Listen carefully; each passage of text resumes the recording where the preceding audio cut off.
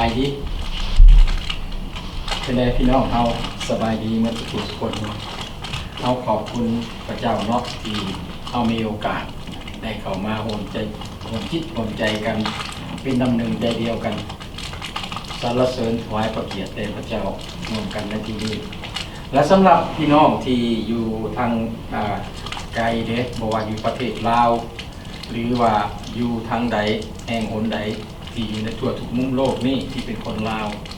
พวกเขาก็ยังมีความคิดทอดคิดถึงและก็ปรารถนาอยากให้พี่น้องได้ยินสิ่งที่ดีๆเพื่อจะให้พี่น้องได้มีโอกาสได้เข้าพบกับองค์พระเยซูคริสต์เจ้าเพื่อชีวิตของพวกเขาจะบ่ได้ถูกจิบหายไปในวันสุดท้ายเนาะ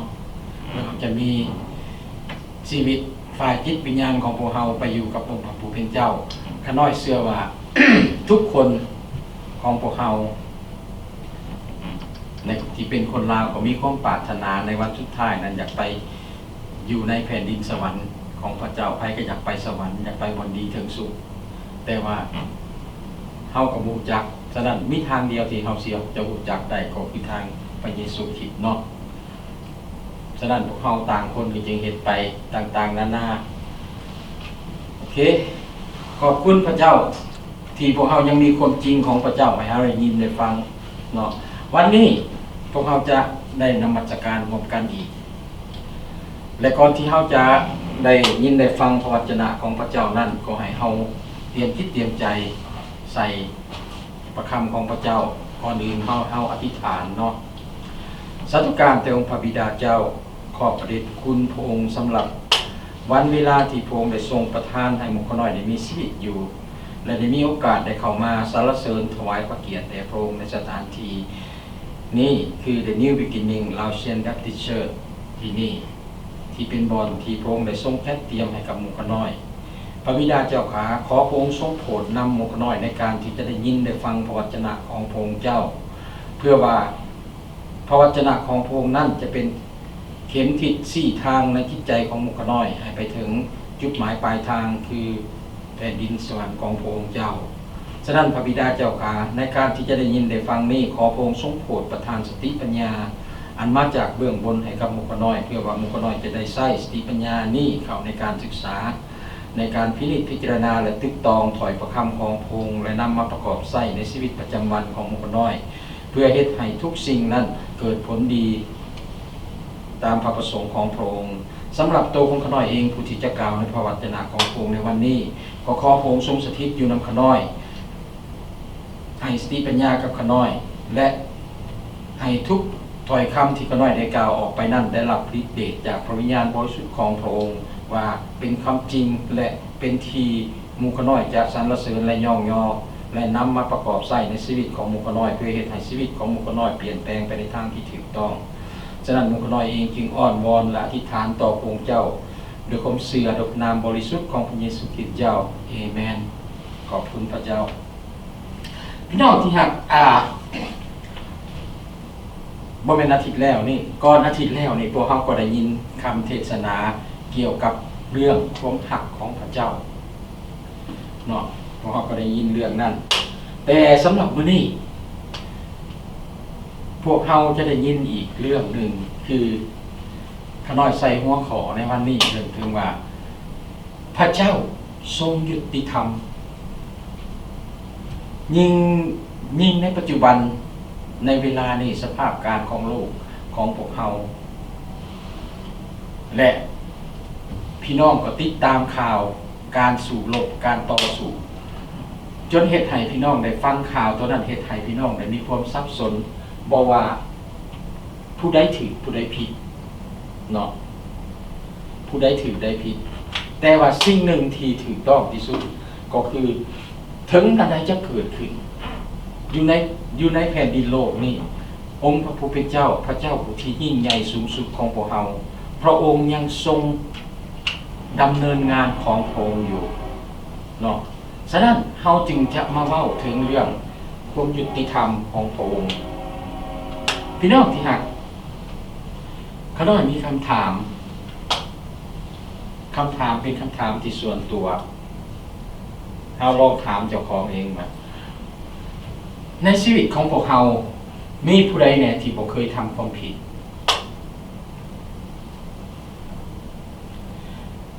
แต่ว่าเมื่อเราทำความผิดแล้วจะมีหยังเกิดขึ้นกับการกระทำผิดของพวกเราแน่นอนเป็นบอกถ้าเป็นเรื่องผิดที่ใหญ่โตมโหฬารก็พวกเราอาจจะถึงนำเข้าสู่กระบวนการพิพากษาขึ้นศาลขอห้องความยุติธรรมนั่นบอกการขอห้องความยุติธรรมของเรานั้นมันบางครั้งอาจจะเป็นการอ้อนวอนขอหรือว่าขอความเมตตาจากผู้ที่พิพากษา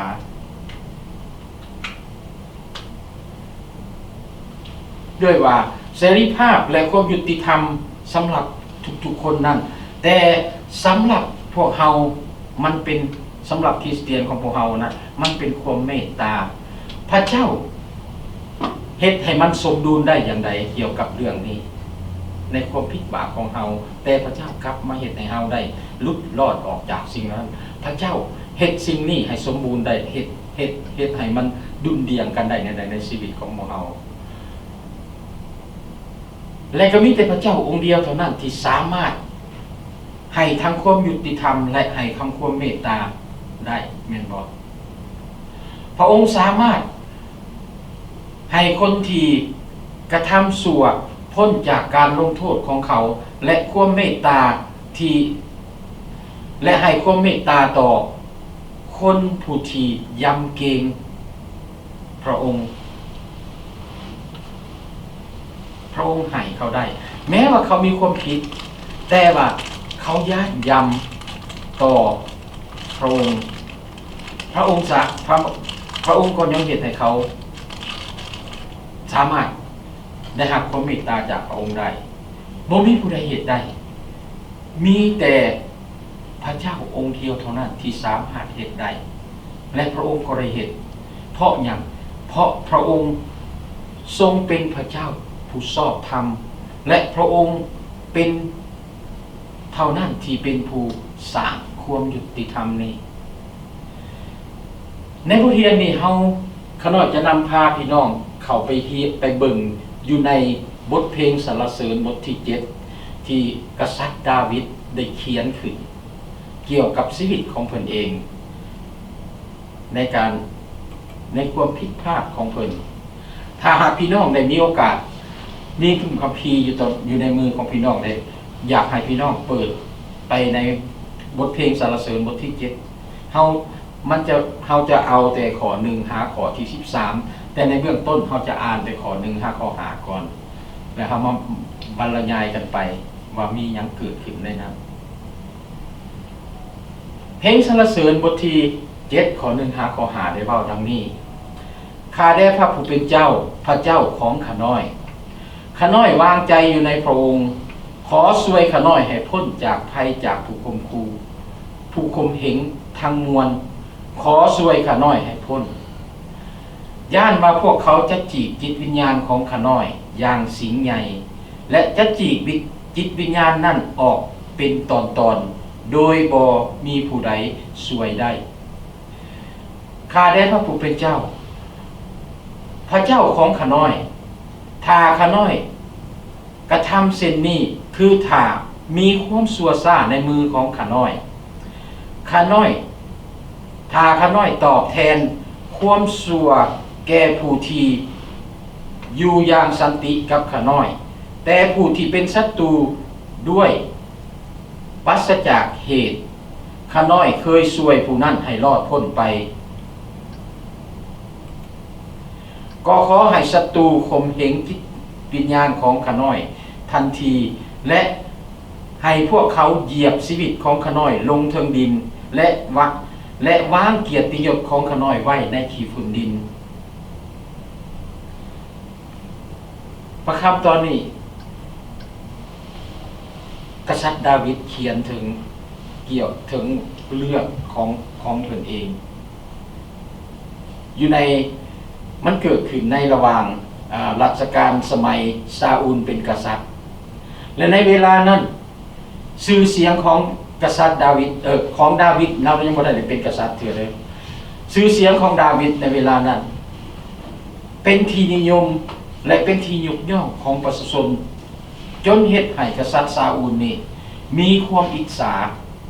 ขึ้นมาเกิดขึ้นมาดาวิดเป็นเด็กเลี้ยงแกะธรรมดาเป็นนักสู้ต่อสู้แต่ว่ากษัตริย์ซาอูลเป็นกษัตริย์ที่นำกองทัพออกรบแต่ชื่อเสียงควรจะเป็นของเพิ่นแต่ว่าบังเอิญมาเป็นของชื่อเสียงโด่งดังแม้มาเป็นของดาวิดพี่ซาอูลจริงมีจิตใจอิจฉาและเพิ่มขึ้นซาอูลมีจิตใจพยายามที่จะฆ่าดาวิดและดาวิดก็ได้หนีเอาชีวิตรอดจากการไล่ล่าของซาอูลและมีพวกข้าราชการพวกหนึ่งที่เป็นเผ่าเบนจามินได้ใส่ห้ายดาวิดต่อกษัตริย์ซาอูลอยู่เรื่อยๆยุแย่ซาอูลให้มีใจไล่ติดตามฆ่าดาวิดตลอดเวลาที่ดาวิดถูกข่มเหงทานดาวิดเองบ่ได้ประพฤติบ่ดีแล้วได้ประพฤติอย่างบริสุทธิ์และชอบธรรมบ่ยอมที่จะตอบแทนทำการให้ต่อซาอูลเลยซ้ำบ่นำยังนับถือว่าซาอูลเป็นกษัตริย์ที่พระเจ้าได้แต่งตั้งให้ปกครองอิสราเอลดังนั้นดาวิดมีเป้าหมายเดียวเท่านั้นที่ต้องเฮ็ดคือต้องหลบหนีจากการไล่ล่าติดตามฆ่าเพื่อให้รอดชีวิตได้ฉะนั้นในบทเพลงสรรเสริญบทที่7นี้ดาวิดได้อ้อนวอนอธิษฐานขอความยุติธรรมต่อพระเจ้าที่ชาวเบนจามินคนหนึ่งได้กล่าวโทษใส่ห้ายป้ายสีเพื่อทำลายชีวิตของเพิ่นชื่อบทเพลงสรรเสริญบทที่7นี่ได้แสดงออกถึงความรู้สึกลึกๆข้างในของดาวิดและการไว้วางใจพึงพาในพระเจ้าของดาวิดดังนั้นในข้อความที่เขียนไว้ข้างเทิงนั้นได้เว้าเกี่ยวกับคำเว้าของคนกูเซนเบนจามินที่เว้าใส่ห้ายป้ายสีเราถึงว่าพวกเขาจะบ่เห็นการบันทึกนี่เกี่ยวในพระคัมภีร์บันทึกเหตุการณ์นี้เกี่ยวในพระคัมภีร์ก็ตามแต่ว่าดาวิดได้กล่าวถึงเรื่องดาวิดแต่เนื่องจากว่าดาวิดมาจากเผ่ายูดาห์และซาอูลผู้ที่เป็นกษัตริย์อยู่ก่อนหน้าเรานั้นแม่นมาจากชาวเบนจามินอาจจะมีคำเว้าที่รุนแรงบางคำที่ชาวเบนจามินเว้าให้กับดาวิดเมื่อดาวิดขึ้นครองราชบัลลังก์ขึ้นเป็นกษัตริย์พี่น้องอย่าลืมว่าเรื่องการขึ้นเป็นกษัตริย์ของดาวิดนั้นมันบ่แม่นการสถาปนาแต่งตั้งถ่ายทอดสิทธิอำนาจอย่างสันติแต่มันเป็นเวลา8 ปีหลังจากการเจิมของซามูเอลการเจิมตั้งของซามูเอลเจิมที่พระเจ้าแต่งตั้งให้ที่พระเจ้าบอกให้ซามูเอลไปเจิมดาวิดไว้นั้นซาอูลได้ไล่พยายามฆ่าดาวิดจนในที่สุดโตของซาอูลเองได้ถูกฆ่าตายในสนามรบบทเพลงนี้จะถูกเขียนขึ้นในขณะที่ดาวิดกำลังหลบหนีจากซาอูลก็เป็นได้เพราะความทุกข์โศกหลายในเวลานั้นหรือหลายปีต่อมาเมื่อเราอาจจะคิดถึงเหตุการณ์ที่มันเกิดขึ้นดาวิดรู้ว่าเราจะหันไปหาทางใดในเมื่อศัตรูกำลังไล่ล่าเราอยู่นั้นดาวิดรู้ว่าเราจะหันไปหาพระเจ้าบอนลี้ภัยของเราแม่นอยู่ในพระเจ้าเมื่อใดก็ตามที่พระคัมภีร์เขียนว่าเฮาเห็นว่าในพระคัมภีร์ใส่ชื่อเฉพาะของพระเจ้าว่าพระผู้เป็นเจ้าหรือพระเจ้ายาเวห์นั่นค คือนามเฉพาะของพระเจ้าแต่ในบทนี้เวลาดาวิดเขียนดาวิดได้ออกให้เห็นได้เขียนขึ้นบ่เพียงแต่เอิ้นนามสื่อของพระเจ้าเท่านั้นแต่ในส่วนตัวของเราเฮ็ดให้เห็นถึงความสัมพันธ์ส่วนตัวของเรากับพระเจ้าเราเอาในใดยาเวห์พระเจ้าของข้าน้อยเอ้ยเราเอิ้นพระเจ้ายาเวห์พระเจ้าของข้าน้อยเอ้ยดาวิดบ่เพียงแต่แสวงหาที่ลี้ภัยในพระเจ้าเท่านั้นการพ้นภัยและลี้ภัยของเรานั้นเราพบว่ามีอยู่ในพระเจ้าเพียงผู้เดียวให้เฮาสังเกตเบิ่งอยู่ในข้อที่2ที่เราเว้าย่านว่าเขาจะจีกจิตวิญญาณของข้าน้อยอย่างสิงและจิตวิญญาณนั้นต้องและจีกจิตวิญญาณนั้นออกเป็นตอนๆโดยบ่มีผู้ใดซอยได้นอกจากพระเจ้าดาวิดบอกอาศัยพึ่งไผดาวิดบอกว่าถ้าว่าศัตรูไล่ติดตามมาทันเราพวกเขาจะฆ่าเราและจีกเราเป็นตอนๆโดยบ่มีผู้ใดซอยเราได้นอกจากพระเจ้าดาวิดมอบการพึ่งพาของเรา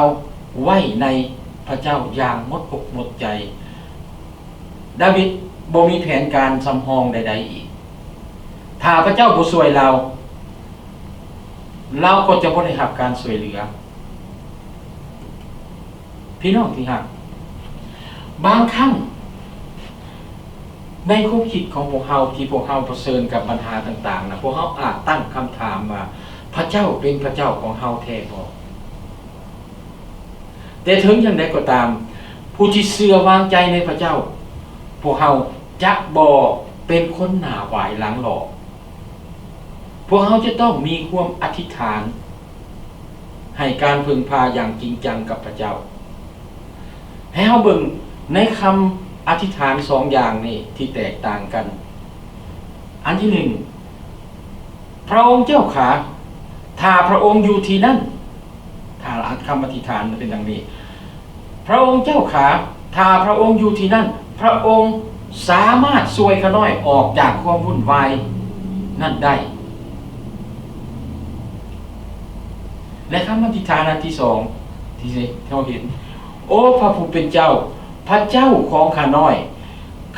ขอลี้ภัยในพระองค์คำอธิษฐาน2อย่างนี้แสดงคำอธิษฐานตุธมิตรแสดงให้เห็นว่า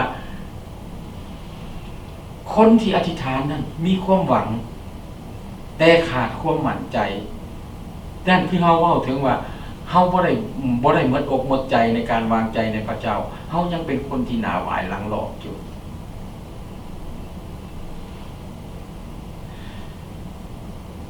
คำอธิษฐานอันที่2แสดงให้เห็นถึงความคาดหวังในพระเจ้าและความมั่นใจในพระเจ้าเหตุผลหนึ่งที่ดาวิดมีความมั่นใจแม่นเรารู้ว่าพระเจ้าเป็นพระเจ้าที่ยุติธรรมพระเจ้าได้แสดงให้พวกเราเห็นวิธีการดำเนินชีวิตที่พระองค์พอพระทัยแต่พระองค์ยังแสดงให้เห็นอย่างชัดเจนว่าพระองค์เกลียดชังความยุติธรรม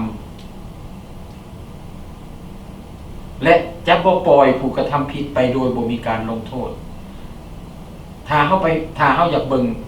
ให้เฮาไปเบิ่งอยู่ในอพยพบทที่43บทที่34ข้อ7จะได้เว้าถึงพระเจ้าบ่ปล่อยปะคนที่เฮ็ดผิดไปโดยบ่นั้นเขาจะต้องได้รับโทษฉะนั้นในคัมภีร์บทที่7ข้อที่35ข้อที่บทที่7ข้อที่355ดาวิดได้กวดสอบการประพฤติส่วนตัวของเรากับพระเจ้าดาวิดบอกกับพระเจ้าว่าพระองค์เจ้าขาถ้าข้าน้อยได้กระทำความผิดกับผู้ใดผู้หนึ่งข้าน้อยสมควรได้รับสิ่งที่จะเกิดขึ้นกับข้าน้อยอันนี้ข้าน้อยเขียนให้ ให้แปลตัวคำที่เป็นเขียนไว้ให้มันได้เข้าใจอย่างครับอย่างที่เป็นที่เฮาควรจะเข้าใจได้ง่ายนะดาวิดบอกว่าถ้าดาวิดเองน่ะได้ทำความผิดกับผู้ใดผู้หนึ่งโดยว่าที่ว่าผู้นั้นบ่ได้เฮ็ดหยังกับเรานะก็สมควรที่พระเจ้าจะลงโทษสมควรที่สิ่งต่างๆที่จะเกิดขึ้นนั่นคือความจริงใจของดาวิดมีในจิตใจของดาวิดแต่เราบ่ได้เฮ็ดสิ่งเหล่านั้นเราสามารถเอิ้นหาพระเจ้าแห่งความยุติธรรมด้วยความรู้สึกรับผิดชอบที่จริงใจมั่นใจว่าเราบ่ได้เป็นผู้กระทำผิดเราบ่ได้เฮ็ดความบ่ยุติธรรมความรับผิดชอบแบบนี้พี่น้องมันเป็นบาทก้าวหนึ่งสำคัญเมื่อพวกเฮาสอบหาการลี้ภัยจากพระเจ้าการพึ่งพาในพระเจ้ามันเป็นความรับผิดชอบอันหนึ่งสำหรับคริสเตียนของพวกเฮาเมื่อพวกเฮาต้องสอบหาความรับการลี้ภัยหรือการช่วยเหลือจากพระเจ้าหรือเรียกร้องความยุติธรรมจากพระเจ้า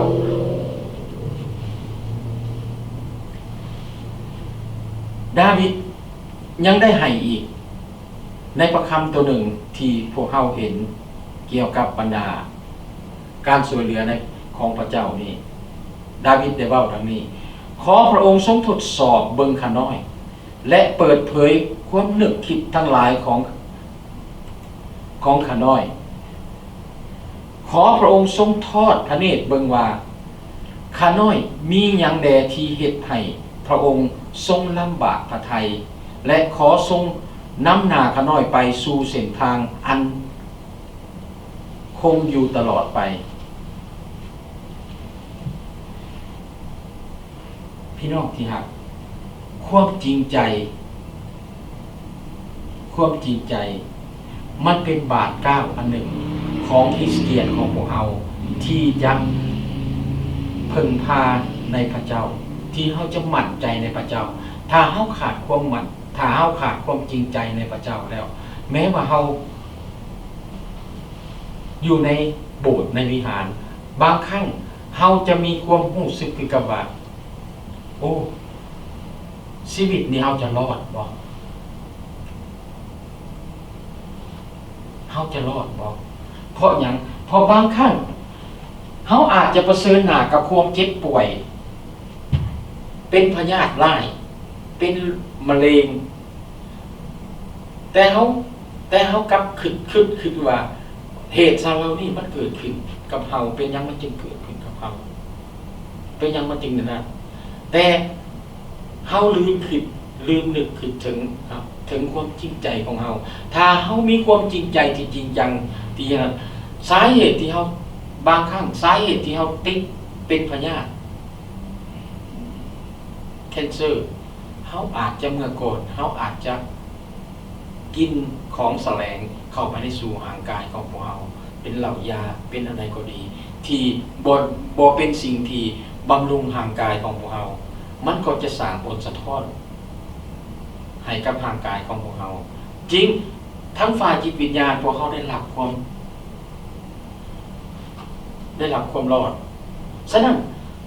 ทั้งสองอย่างนี่ถ้าเฮาจริงใจกับพระเจ้าเฮาฮู้แก่ตัวของเฮาเองเฮาจะเข้าใจว่านี่คือระยะที่สิ่งที่เฮาจะได้คือการพึ่งพาในพระเจ้าถ้าพระเจ้าจะให้เฮายังมีโอกาสที่จะหายจากสิ่งเหล่านั้นไปจากพยาธิโรคาต่างๆแน่นอนว่าพระเจ้าต้องการให้เฮาเฮ็ดหยังเฮาจะต้องเข้าใจมากอันนั้นผลของมันอีกเนาะบทเพลงสรรเสริญบทที่7ข้อ6หาข้อ9ได้เว้าดังนี้เอามาสืบต่อข้าแต่พระผู้เป็นเจ้าขอพระองค์ทรงลุกขึ้นด้วยพระพิโรธของพระองค์ขอทรงขึ้นสู่ความห้ายกาจของศัตรูของข้าน้อยขอตื่นขึ้นเพื่อการพิพากษาที่พระองค์กำหนดแล้วดังนั้นประชาชทั้งหลายจะมาอยู่ห้อพระองค์เพราะเห็นแก่ซุมนุมนั่นขอกลับไปประทับถึงภูสูง พระพระผู้เป็นเจ้าพระ จะพิพากษาทั้งชาติจะพิพากษาชนชาติทั้งหลายข้าได้พระผู้เป็นเจ้าขอพิพากษาข้าน้อยตามความชอบธรรมของข้าน้อยและตามความสัตย์ซื่อสุจริตซึ่งมีอยู่ในข้าน้อยขอให้ความชั่วให้ของคนชั่วจงมาถึงจุดสิ้นสุดแต่ขอสถาปนาคนชอบธรรมขึ้นเพราะพระเจ้าผู้ชอบธรรมทดลองความคิดและจิตใจทั้งหลายพี่น้องที่รักในโลกที่เฮากำลังอาศัยอยู่ในนี้ในข่าวในปัจจุบันนี้เฮาเห็นความวุ่นวายและในโลกปัจจุบันนี้พวกเฮาก็มีศาลมีผู้พิพากษาเฮาเห็นอยู่ในศาลในผู้พิพากษามีหลายคนได้ลาออกจากตำแหน่งหรือออกไปกินเบี้ยบำนาญบางคนก็ประเสริญกับปัญหาถูกกล่าวโทษและก็ต้องได้หนีได้ออกจากหันถึงยังไงก็ตามถึงแม้คณะผู้พิพากษาเหล่านั้นจะถูกลงโทษและถูกถอดถอนออกจากตำแหน่งก็ดีความยุติธรรมที่กล่าวถึงนี่หลายครั้งเขาเห็นในพระคัมภีร์เดิมพระเยซูคริสต์พระเยซูคริสต์เองก็ได้ยกตัวอย่างให้พวกเราเห็นในการพิพากษาที่บ่ชอบธรรมที่เป็นคำอุปมาในเรื่องหนึ่งอยู่ในอานาลูกาบทที่18ข้อ1 5ข้อ8ข้าน้อยยกเอามาข้อ6ให้พี่น้องได้เบิ่งที่พระเยซูคริสต์เว้าแล้วพระองค์ทรงแล้วองค์พระผู้เป็นเจ้าทรงกล่าวว่าจงฟังคำตุลาการผู้บ่ยุติธรรมคนนี้ได้เว้าฝ่ายคนทั้งหลายที่พระเจ้าได้ทรงเลือกไว้ซึ่งห้องหาพระองค์ทั้งกลางเว้นและกลางคืนนั้นแม้นว่าพระองค์จะทรงมาซ่านานในการของเขาตามที่พระองค์จะบ่ทรงโปรดความยุติธรรมแก่เขาหรือถึงว่าพวกเพิ่นเว้าถึงตุลาการที่บ่ยุติธรรมและตุลาการที่เว้าถึงคนที่บ่ยุติธรรมนั้นบอกให้เห็นว่าคนที่เป็นคนของพระเจ้านั้นถึงว่าเหตุการณ์ต่างๆของเขาที่เกิดขึ้นนั้นมันจะมาซะเพิ่นมาซ่าก็ตามแต่พระเจ้าจะบ่ยกบ่ให้ความยุติธรรมกับเขาเลยพระเจ้าจะบ่ให้เนาะและถ้าขอพระคัมภีร์เรื่องอีกที่จะสามารถที่จะสรุปความขัดแย้งตัวนี้ได้พวกเราจะเห็นอยู่ในโรมบทที่3ข้อที่10ที่บอกว่าบ่มีผู้ใดชอบธรรมบ่มีคนใด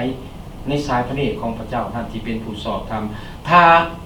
พวกเรากำลังซอกหาผู้พิพากษาที่สมบูรณ์แบบพวกเราจะบ่พบอยู่ในโลกนี้เราจะบ่พบ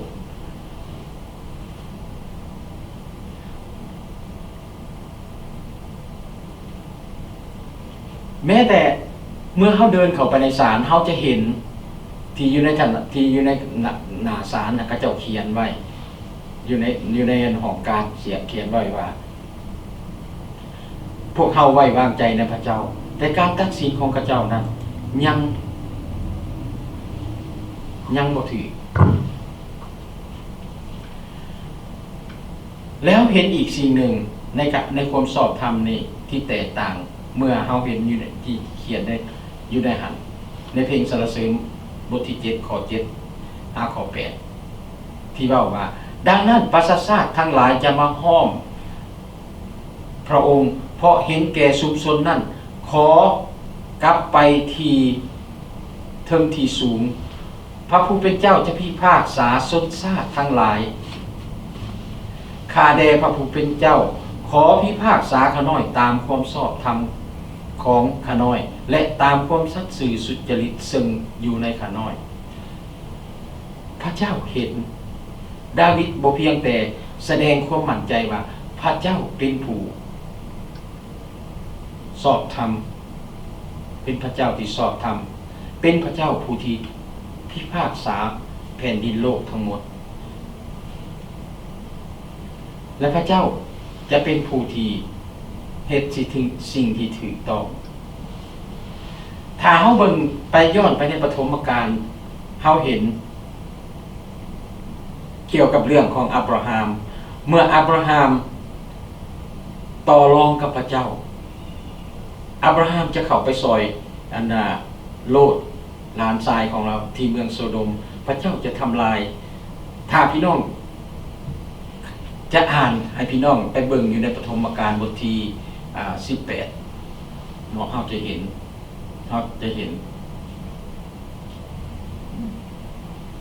พระเจ้าให้ความสำคัญกับผู้ที่สอบธรรมของพระเจ้าแนวใดดังนั้นดาวิดแสดงความมั่นใจว่า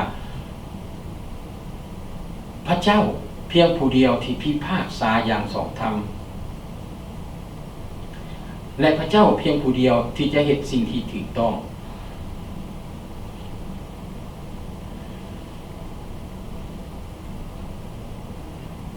ดาวิดได้ค้นหาจิตใจของตนเองกวดสอบจิตใจของตัวเองในขณะที่เรารู้ว่า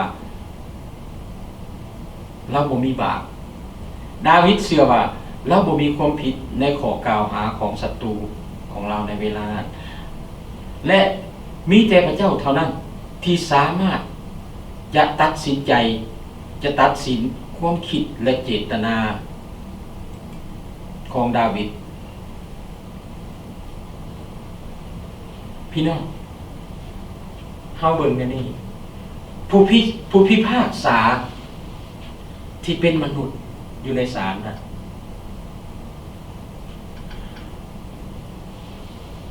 บ่สามารถเฮ็ดเหมือนกับพระเจ้าได้ผู้พิพากษามนุษย์นั้นเขาจะอ่านจิตใจและความคิดของเฮาและเขาฮู้จักเรื่องราวของเฮาจากพยานหลักฐานจากคนอื่นที่นำเสนอและเขาสรุปผ่านทัศนะความคิดของมนุษย์ของเฮาแต่พระผู้เป็นเจ้าฮู้จักภายในจิตใจของพวกเฮาฮู้จักความคิดของพวกเฮา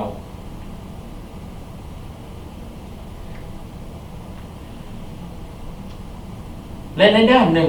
พระเจ้าบ่ทรงมีความจำเป็นที่จะต้องมีมนุษย์หรือว่าผู้ใดเป็นพยานให้กับพระองค์พระองค์ทรงทราบว่าสิ่งที่อยู่ในมนุษย์นั้นมันมีอย่างสิ่งที่อยู่ในมนุษย์นั้นมันมีอย่างพี่น้องคำเว้าขอนี่เป็นคำเว้าที่สำคัญอยู่ในตัวของพวกเรานี่มีอย่างมีสารพัดสิ่งที่บ่ดีพระเจ้าคู่แต่เฮาขอบคุณพระเจ้าที่พวกเฮามาที่นี่พระเจ้าได้สำระพระเจ้าได้ปลดปล่อยเฮาออกจากสิ่งเหล่านั้นฉะนั้นในคำเว้าตัวนี้มันจึงมีความหมายว่ามนุษย์เฮาบ่สามารถที่จะตัวพระเจ้าได้เฮาบ่สามารถหลอกลวงพระเจ้าได้เฮาอาจจะมีถ้าเฮานั่งอยู่ในศาลเฮาอาจจะมีใบหน้าแบบเซยๆแบบคือว่าเฮาบ่ย้านบ่เกรงกลัวตัวใดแม่นบ่แต่ว่าในสายตาของพระเจ้าแล้วพวกเฮาบ่สามารถหลอกลวงพระเจ้าได้เพราะว่าพระธรรมของพระเจ้าประกอบด้วยชีวิตและฤทธิ์เดชคำเว้าของพระเจ้านั้นประกอบด้วยชีวิตและฤทธิ์เดชคมกว่าดาบสองคม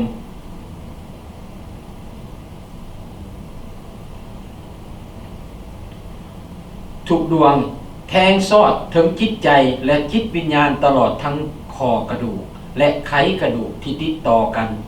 จึงสังเกตหู้ความคิดและความมุ่งหมายในใจได้ในทุกสิ่งที่สร้างขึ้นนั้นบ่มีสิ่งใดบังลับไว้จากพระพักตร์ของพระองค์แต่ทุกสิ่งได้ปรากฏแจ้งต่อพระเนตรของพระองค์ผู้ที่เฮาจะต้องให้การนั้นบ่มีสิ่งใดพี่น้องคือเว้าถึงความรอดพวกเฮาที่เฮ็ดอันใดก็ตามพวกเฮาคิดว่าเฮาสิรอดแต่ในต่อหน้าพระพักตร์ของพระเจ้าแล้วพระเจ้าบอกกับพวกเฮาอย่างชัดเจนในโลกนี้แล้ว พวกเฮาบ่มีโอกาสที่จะรอดได้เฮาขอบคุณพระเจ้าพี่น้องที่รักยังมีข่าวดีสำหรับพวกเฮาสำหรับพี่น้องทุกคนบ่ว่าอยู่ที่นี่หรือที่ยังบ่รู้จักกับองค์พระเยซูคริสต์ก็อย่างข่าวดีก็คือว่าถึงแม้ว่าพวกเฮามีความผิดพลาดหลายปานใดพระเจ้ายังรักพวกเฮาอยู่แสดงออกเห็นในบอนใดแสดงออกเห็นในบทพระเจ้าได้ทรงพระบุตรที่หักองค์เดียวของพระองค์เข้ามาในโลกนี้เป็นปาโลหิตที่ยิ่งใหญ่ที่จะมาแก้คดีให้กับพวกเขาฉะนั้นอยู่ได้นี่ในพระธรรมเฮบเรอบทที่4ข้อที่16จึงบอกกับพวกเขาอย่างชัดเจนเหตุฉะนั้นให้เฮาทั้งหลายจึงมีใจกล้าไปถึงพระที่นั่งแห่งพระคุณเพื่อพวกเฮาจะได้รับพระเมตตาและพบพระคุณที่ช่วยที่จะช่วยเฮาในเวลาที่ต้องการเฮาสังเกตเห็นบอกพี่น้องในเบื้องคำขึ้นต้นนั้นให้เฮามีใจกล้าเฮาเห็นบอกเฮาขอบคุณพระเจ้าที่พวกเฮาเป็นคริสเตียนพวกเฮาได้รับการสำนักพวกเฮาได้รู้จักจิตใจของพระเจ้าพวกเฮาจึงกล้าเข้ามาในสถานที่ชุมนุมของพระเจ้าเพราะเฮาได้รับความเมตตาจากพระเจ้านี่แม่นเหตุผลที่ดาวิดมั่นใจว่าความชั่วร้ายของคนชั่วที่จะสิ้นสุดลงและความชอบธรรมจะถูกยกสูงขึ้นพระเจ้าผู้เดียวเท่านั้นเป็นผู้พิพากษาที่ชอบธรรมคนอื่นบ่มีเพลงสรรเสริญบทที่7ข้อที่10-13ได้เว้านี่การป้องกันข้าน้อยอยู่กับพระเจ้าผู้ช่วยคนใจเที่ยงธรรมให้รอดพ้นพระเจ้าจะพิพากษาคนชอบธรรมและพระเจ้าจะพิพากษาพระพิโรธกับคนที่ชั่วทุกวันถ้ามนุษย์คนใดบ่กลับใจพระองค์จะรับคมดาบของพระองค์โกงธนูเกียมพร้อมไว้พระองค์เตรียมอาวุธแห่งความตาย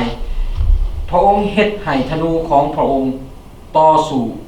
ผู้คมเหงทั้งหลายพี่น้องมาฮอดขอความประคำตอนนี้ฮอดเบิ่งดูพระเจ้าเฮ็ดหยัง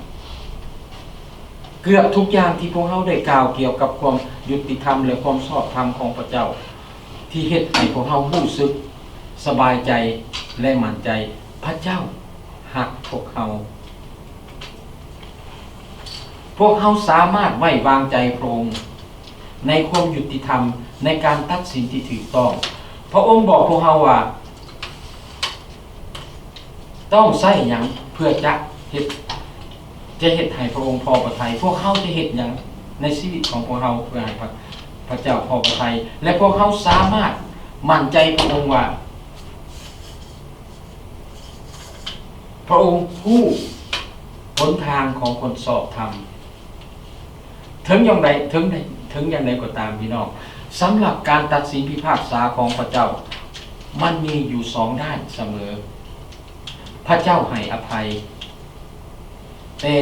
ยังลงโทษผลของความบาปในข้อที่11หลังจากดาวิดแสดงความมั่นใจว่าโล่ป้องกันของเราแม่นอยู่ในพระเจ้าและพระเจ้าช่วยคนที่สัตย์ซื่อแต่ในพระคำตอนนี้เฮาเห็น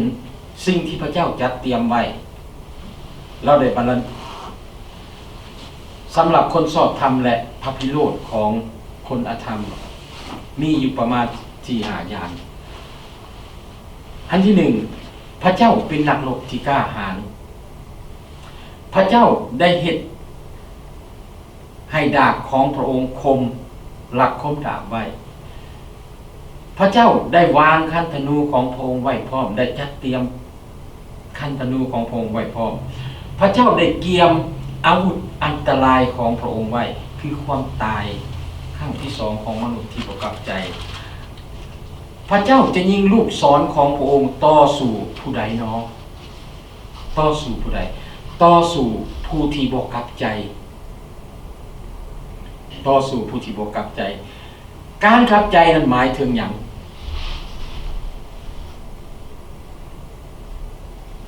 การกลับใจหมายถึงการหันหลังหรือการหันหนีสำหรับคริสเตียนพวกเขาเว้าถึงการกลับใจแม่นการหันหนีจากบาปแต่ในที่นี้ดาวิดอาจจะคิดเกี่ยวกับศัตรูทางโลกของเราศัตรูของเราจึงเอิ้นศัตรูของเราว่าเราในข้อที่1ว่าผู้ที่ไล่ติดตามเราสิ่งที่ตรงกันข้ามกับการไล่ติดตามแม่นหยังคือการถอยหลังคือการหันหลังหนีดาวิดเบิ่งคือได้แสดงความมั่นใจว่าถ้าศัตรู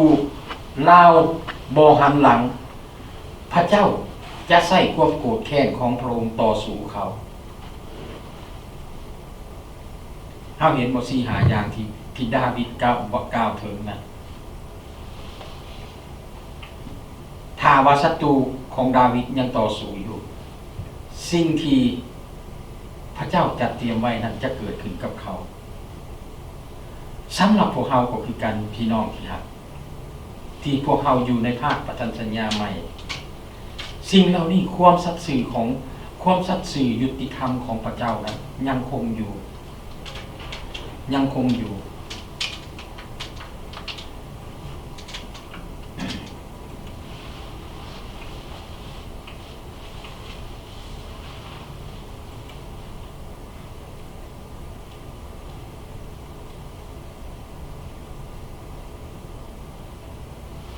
พระเจ้าจะต่อสู้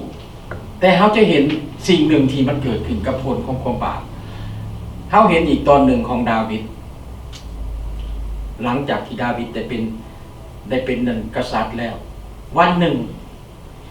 ดาวิด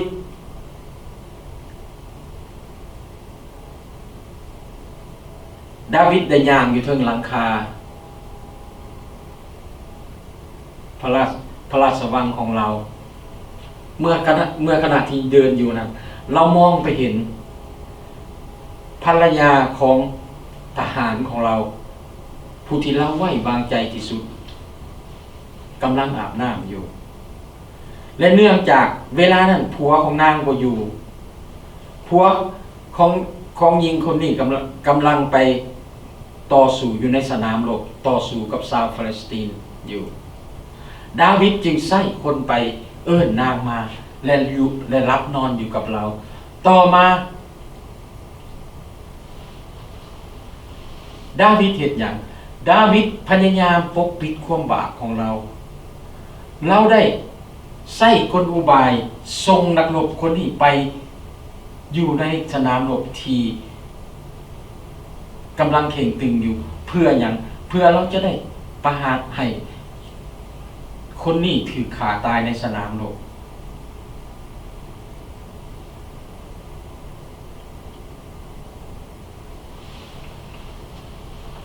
แต่เราเห็นอยู่ในเรื่อง